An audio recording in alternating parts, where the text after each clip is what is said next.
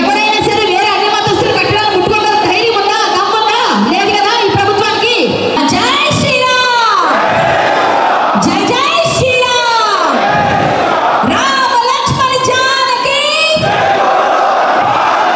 జై బోలో రాజా రామచంద్ర ప్రభుకి, సీతామాయికి, లక్ష్మణ స్వామికి, జై బోలో ధీర వీర శూర పవన సుత హనుమాన్కి, జై బోలో అభయ హిందూ సేనాకి.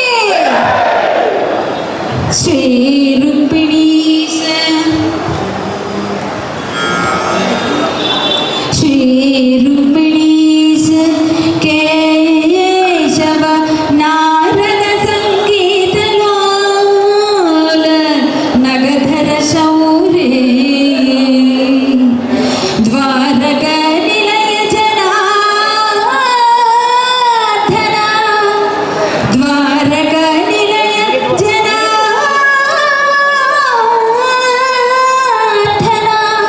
కారుణ్యము తోడమమ్ము కావుము కృష్ణ, కృష్ణ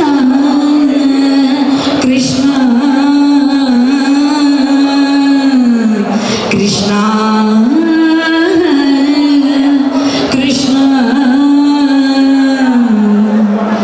నువ్వు కూడా మాకే పుట్టేవురా అని చెప్పి ఒక మగాడు వచ్చాడండి. ఆయనే రాధా మనోహర్ స్వామి. ఈరోజు ప్రతి వాడ గల్లీ గల్లీలో ఎక్కడ కాదేది అనర్హం ఆయనకి ధర్మ ప్రచారానికి. ఎక్కడ చూసినా సరే తన వాణి వేడిగా ప్రాసలతో వాళ్ళని నవ్విస్తూ ఒప్పిస్తూ మెప్పిస్తూ చెప్పడంలో ధీటుగా ఉండే మగవాళ్ళు ఎవరైనా ఉన్నారా? ఇప్పుడు ఉన్నారా ఎవరైనా? ఒక్క రాధా మనోహర్ గారు తప్ప. రాధా మనోహర్ స్వామి నాకు పరిచయం అయింది తప్ప నాకు ఒక గొర్రెతో ఫైట్ అయింది. ఆ గొర్రె ఫైట్లో ఆయన పరిచయం అయ్యారు. ఆ గొర్రె నేను అరెస్ట్ చేయించా గట్టిగానే, కృష్ణుడు అన్నాడని. ఆ సమయంలో స్వామి నాకు సపోర్ట్గా వచ్చారు. హిందూ సంస్థలన్నీ, చాలా హిందూ సంస్థలు వచ్చాయి. ఆ సంస్థల్లో అన్ని సంస్థలు స్వామి కూడా వచ్చి ఆ రోజు నా పక్కన నిలబడ్డారు. ఆ రోజు నుంచి ఈ రోజు వరకు కూడా నా చెయ్యి వదలలేదు. అమ్మా నువ్వు నిజంగా అమ్మవారి భక్తురాలివి, అయ్యవారి భక్తురాలివి, నువ్వు నిజంగా నిజాయితీగా పనిచేస్తావు, నువ్వు ఎప్పుడైనా ఎక్కడికి పిలిచినా మేము వస్తామంటారు. నా సంస్థ ఏ కార్యక్రమం చేసినా స్వామి వస్తారు. అలాగే ఎవరు పిలిచినా వెళ్తారు. ఎవరికైనా ఏ సహాయం చేయగలిగితే చేస్తారు. ఏమంటే ఈ రోజుల్లో ఎవరికి పట్టిందండి హిందుత్వం కోసం? అవసరమా? కొంతమంది వస్తారండి హిందుత్వవాదులమని, వాళ్ళకి కూడా హిందుత్వం ఫేమ్ టెస్ట్ పెడుతుంది.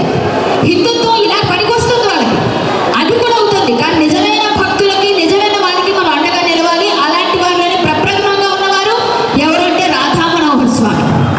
మన రాధా మనోహర్ స్వామి గారు చేసిన ఆ పాట ఇంకా ఇంకా పాపులర్ అయ్యేలా చేసింది ఎవరు?